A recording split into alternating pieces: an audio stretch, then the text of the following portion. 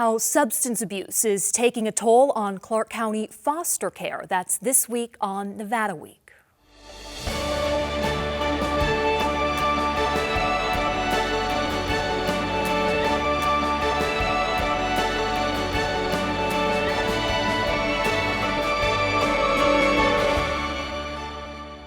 Support for Nevada Week is provided by Senator William H. Hernstedt.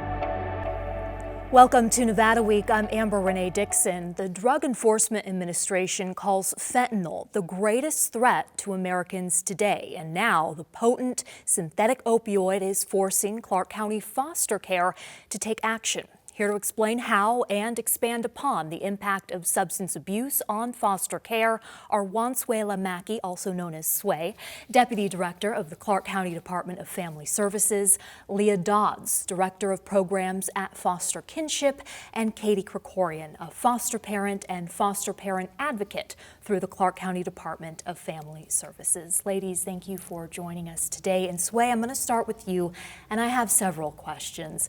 First off, what sparked my interest in this topic was an article that I read on elkodaily.com. The first line reads, quote, "An emergency exists for abused and neglected children because of a continued lack of foster homes in Elko County, and fentanyl use by parents is worsening the problem," according to Brandy Holbrook of the Elko office of the Nevada Division of Child and Family Services, end quote. And so I wondered if fentanyl abuse by parents is straining the Elko County foster care system, is the same happening here in Clark County? And when I spoke with you on the phone, your answer was?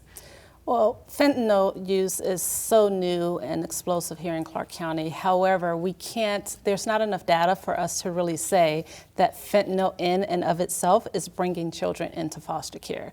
What we can say is substance abuse and substance exposure is bringing children into foster care. Now, we don't know if that is methamphetamine, if that's marijuana use, and if that's co-occurring use with fentanyl. So that's really the impact that we can say, is that there is a high substance use that's bringing children into care. But the impact that it has had is that you are now testing for it, correct? Yes, we recently just added fentanyl as a standard testing panel on drug testing when we test parents for drug and substance use. And if a parent tests positive for fentanyl, does that mean that child is automatically removed from the home? Well, it doesn't mean that that child is automatically removed from the home. We are always looking for the least restrictive measures to keep children safe. So that means that if we have relatives, other fictive kin, individuals who are able to keep the child safe, then we're always looking to keep a child in their atmosphere, in the environment that they are familiar with before we remove them from the home. Okay, that is a little bit alarming to me, that a parent can test positive for fentanyl and still retain a child. Well, what we do is we try to look at the safety threats that are occurring for a child that has to be removed. So we're looking at the present danger situation, and we're also looking at the impending danger situation. So present danger, for example, would be we go out to a home, we see a child with the parent, that parent is under the influence, that child is in a safety situation because the parent can't care for that child, and now we would see that as what we consider present danger that may cause that child to be removed from the home. However, we're looking immediately to place that child with someone who is familiar, or someone who can move into the child's home to care for them in their own home setting. But as we talked about on the phone, there are certain drugs, well, in which a parent is using, and you know they're using, and kids are still in the home.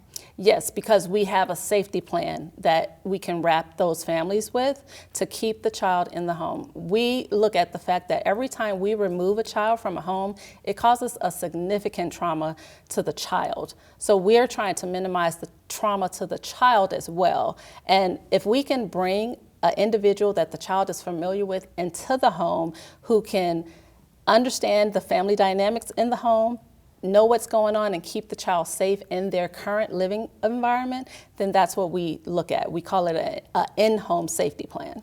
And I saw you nodding your head, Katie, when she talked about the importance of keeping a child with a parent, the trauma that can be caused by that removal. You are a foster care parent, I would think you might be advocating for the removal, but you're nodding your head. No, the goal of foster care is always reunification. And if we don't have to reunify because we didn't take them away in the first place, then that would be ideal. Okay. Kids thrive when they're with their family. Is this something you can attest to as well, Leah? You are working with families who are stepping in to fill in for a parent who is unable to take care of the child. Most definitely. The impact on parental separation on a child, I mean, it is really great. That trauma in itself can cause much emotional and behavioral needs in that child. And so if we can keep kids, if they can't be with their parents, the next best option is going to be with their family to increase those cultural connections, to increase comfortability, because they know that child. If I was removed from my parents, I would want to be with my grandma, because that would be the safe place for me. And I think that we could all think about, if we were children, where we would want to be. And it would probably be with a family member or fictive kin, like Sway said, which is just a close emotional bond, or somebody who has a close emotional bond to that child. But say, we're talking about heroin, meth. These are drugs that parents are using and the children are still staying in the house, but with the safety plan. What would that safety plan look like? So we're always trying to understand what the safety threat looks like in the home. So for example, if we have a school-age child that's at school from 7 a.m. to 3 p.m. or 8 a.m. to 3 p.m., then that child is outside and they're in what we can consider a safe environment in their school. So we're trying to figure out, when does the threat occur in the home, and what time frames do we need to plan to keep that child safe in the home? So we're always looking and trying to understand, when does the threat exist, so that we can safety plan specifically around the threat. Now, at the same time that we're trying to keep the child safe, we're also working with the family to try to ensure that the parent or the person, the caregiver who is using the substance, that they're getting the services that they need as well. To try and get off that drug. Absolutely. But give me an example of a safety plan. Let's say a parent is out using between 1 a.m. and 4 a.m. That is an example you gave me on the phone. Mm-hmm. What are you doing? So now we know that, first of all, we try to understand what substance is the parent using, and what is the behaviors that is associated with that substance. And now, once we understand what the substance is, what the behaviors are, now we can figure out, okay, a parent is out, they may be caring for the child all day long, but then leaving the child at home either alone or with someone throughout the early morning, midnight hours. So we're just trying to make sure that we have someone who can provide safe and adequate care for that child through those hours. But at the same time, it's not just those hours that we're looking at. We're also looking at, when that parent comes back to the home, what is the parent's behaviors once they come back? We know that sometimes parents use drugs and they're on a high, and they may be functioning on that high. It's the time that when they're coming down now that threat may exist. So even though they're home, the high is over, they're coming down from the high. It may be that they're sleeping all day, they're not caring for the child, they're not feeding the child because they're coming down from that high, which hinders their ability to care for the child. That seems like a really hard equation to figure out. Yes. But you have, based on what you've learned on certain drugs, heroin has these characteristics, meth has these, you are learning to find out what about fentanyl. And that's what we're trying to figure out. Because fentanyl is so new, we're still trying to understand what those behaviors from fentanyl look like. We're still trying to understand how it impacts the care that they can give to a child. We're still trying to understand the total dynamic that fentanyl has on the entire family, to include the relatives as well. Including the impact that it would have on an unborn baby if used while in the womb. Yes. Okay, so that is where I will bring in you, Katie. You are taking care of infants who have been substance exposed. That's correct. What kind of information do you get from Clark County about what substances these babies have been exposed to? A lot of time we don't get a lot of information at placement or when they call us initially, they do try to contact someone. These babies are usually in the NICU, and they do try to find a family before they're released. It's ideal that we can go visit them ahead of time so they're not alone at the hospital. And at that point, they don't have a lot of information. Even the hospital doesn't have a lot of information. Some of the testing that they do can take a while to have conclusive results. So they know based on the child's symptoms that they're going through withdrawals of some kind.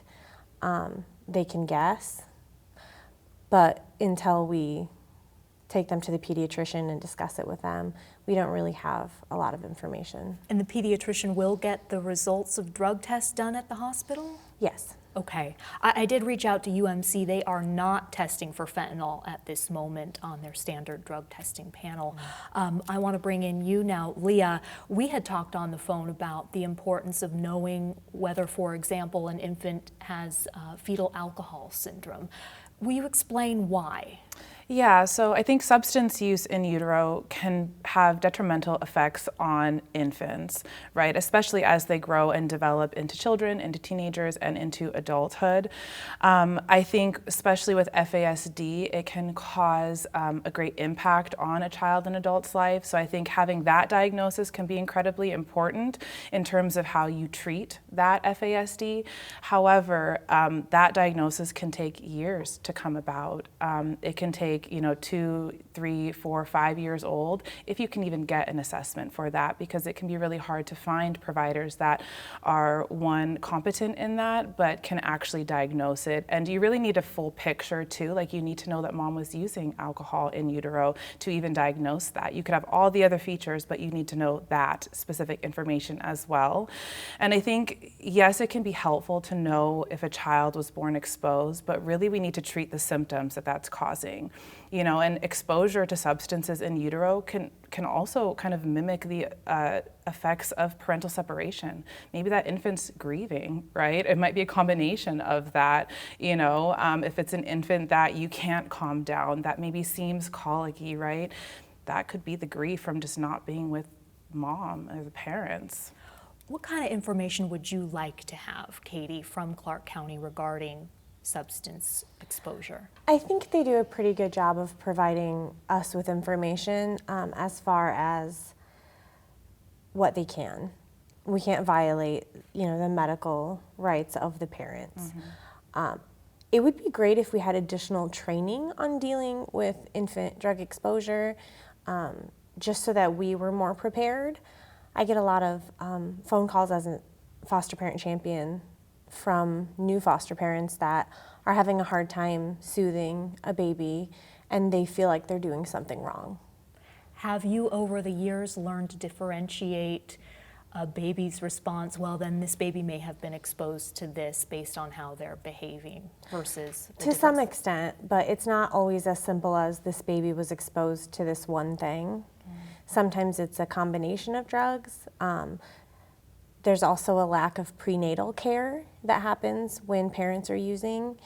And babies who are exposed to some drugs are often born prematurely. As a result, they have all these comorbidities like low birth weight, and they can have heart problems and respiratory issues. And they might not be directly linked to the drug itself. You had told me on the phone that you're seeing an influx of babies right now into foster care. What do you believe is behind that? I think obviously drug use is a problem, and I think that that's happening now, but I also think that there's a lack of support in the community for these parents who are struggling to control their use. Las Vegas is a very transient place, and I think very few people who move here have that multi-generational support system that many people in other parts of the country do.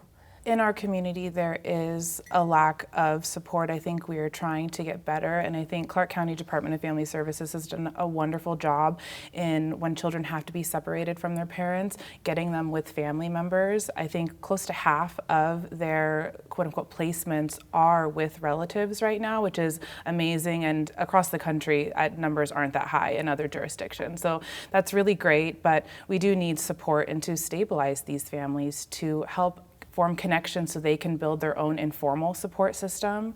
You know, just having friends who can babysit, right, is so helpful, or having friends that their kids can get together with. Sometimes our relatives lack that, and so at Foster Kinship, we're trying to give them formal supports as well as informal supports to really build up that community.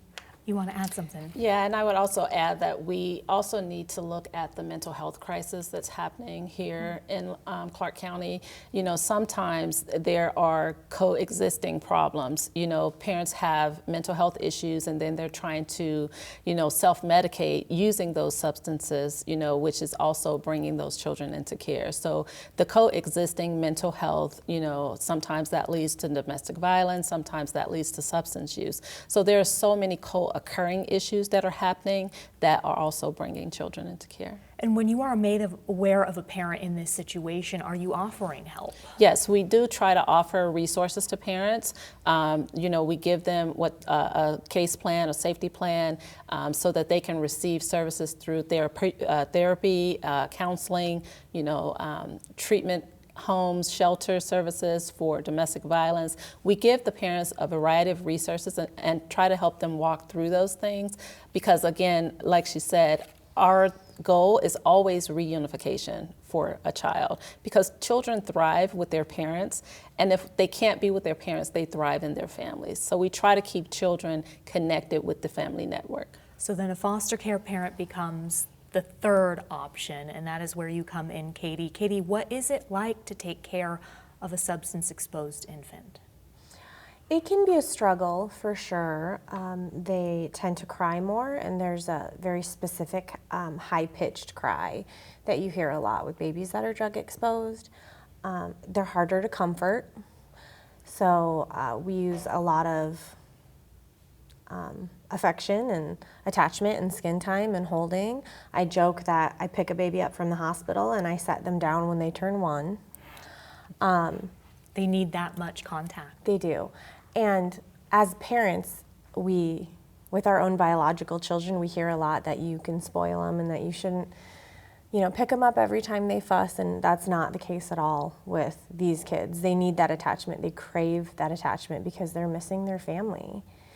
And perhaps missing the substance? As well, yes. There is one fact I want to get in here. According to the Nevada Department of Health and Human Services, in 2020, 1,892 infants were reported with substance exposure. This number has tripled since 2012. What do you think is behind that, Sway? Well, you know, we've had so many things that have changed. You know, the workforce, you know, parents, you know, are struggling to find jobs. Just generational changes and the thought process of the various generations. Again, the mental health crises. We've just recently come out of COVID where people were struggling with substance use, mental health. So there's just a variety of things that has caused that increase. And we are aware of that as a department. So we're trying to make sure that when we're assessing families, we're looking at the totality of the family dynamic, not just one thing. So we may go in and look at a family who is dealing with substance use, but we're also assessing for other things. What is the relationships like in the family? What is the work history like in the family? You know, what are your living conditions? Are you able to pay your bills month to month? You know, what are the other stressors that are causing, you know, so we're looking at basically trying to get to the root cause as to why there are concerns in the household. And as a department, how can we help mitigate some of those root causes? It is Foster Care Awareness Month. Katie, what would you tell someone considering becoming a foster care parent? There are 3,000 children in the Clark County foster care system right now. If not you, who? You don't have to be special to be a foster parent. You just have to be dedicated. And if you open your heart and your home, then you can figure out the rest. Do you have to have a lot of free time? Can you hold down a regular job? Absolutely. There's a lot of working foster parents. We help with daycare services as well. Most of them are not stay-at-home moms. That's part of the reason that we have issues placing newborns. Oh, that makes sense. And Sway, last thing, 3,000 kids in the system right now in Clark County. Is that a lot? Is that average? What's the need? It's a significant number, and what I would tell foster people considering is that we need you. We need the foster homes. Children they should be placed in a home setting to where they are in a loving environment, whether it be with a relative or a fictive kin or a foster parent. Children thrive in a home setting. So we need you. You know, we would ask that if you're considering that to give us a call at the department and we can walk you through that. Thank you all for your time. St. Jude's Ranch for Children in Boulder City works to provide a safe, nurturing home for foster children. Nevada Week's Maria Silva joins us now. And Maria, some of our viewers may be surprised to know that this nonprofit has been helping youth here for 6 decades, nearly 6 decades. They are doing amazing work, Amber. Now, back in 1967, their very first resident, Eddie, a boy from Elko, arrived at the ranch. And since then, they have helped thousands of children. Now, the kind staff and volunteers at St. Jude's Ranch for Children are on a mission to break the cycle of abuse and neglect, they say, by mending spirits and renewing hope. We have 40 acres of beautiful land here in Boulder City.